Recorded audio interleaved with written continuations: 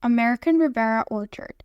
Is this the What 3 Words address? That newfangled app that uses 3 words to identify almost every inch of the planet for the Duke and Duchess of Sussex's magnificent Montecito mansion? I've checked, and sadly it is not.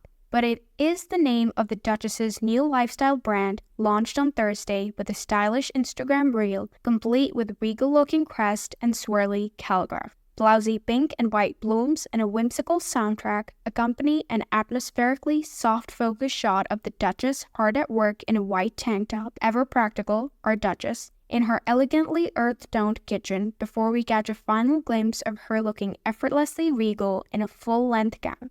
As you do, move over, Nigella Lawson, there's a new domestic goddess in town. The name is somewhat baffling. It sounds like the kind of bonkers moniker a pop star would give their child. Blue Ivy, Daisy Dove Bloom, Bluebell Madonna, but no matter. It is Meghan's baby. She can call it whatever she likes. Because for once, I do not think it is a bad idea of hers. It is certainly one of her better enterprises of late. Ever since the Duchess left the UK, she and Prince Harry have been seemingly unable to move on, obsessed with exacting revenge on the folks back home.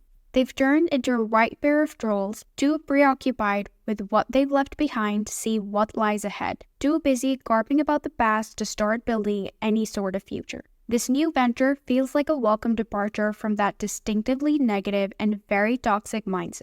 A return to the Meghan Markle of old, the one we all rather liked, the sassy, stylish, independent woman with killer heels and a career of her own. Before she met the prince, she had her own lifestyle blog, The Dig, and the truth is, she was rather good at it. She certainly seemed to be much happier doing than she ever was being a working royal. So why not? Why not go back to her roots and take up where she left off? Only with a few more strings to her bow, not least the swirly title and princely accessory. It's much more fun than those rather dry, sanctimonious podcasts of hers, and it is certainly a lot less tedious for all concerned than endlessly moaning about microaggressions. Besides, someone's got to pay for that expensive California lifestyle, and since Prince Harry's precise skill set does not yet seem to have become clear, someone's got to keep the family in private jets. With the Dye and Cookery show on Netflix and a range of commercial spin-offs, this could finally be the new payday the Sussexes have been waiting for. I'm sure audiences will lap it up, especially when they discover they too can buy their very own cake slice of the Sussex lifestyle.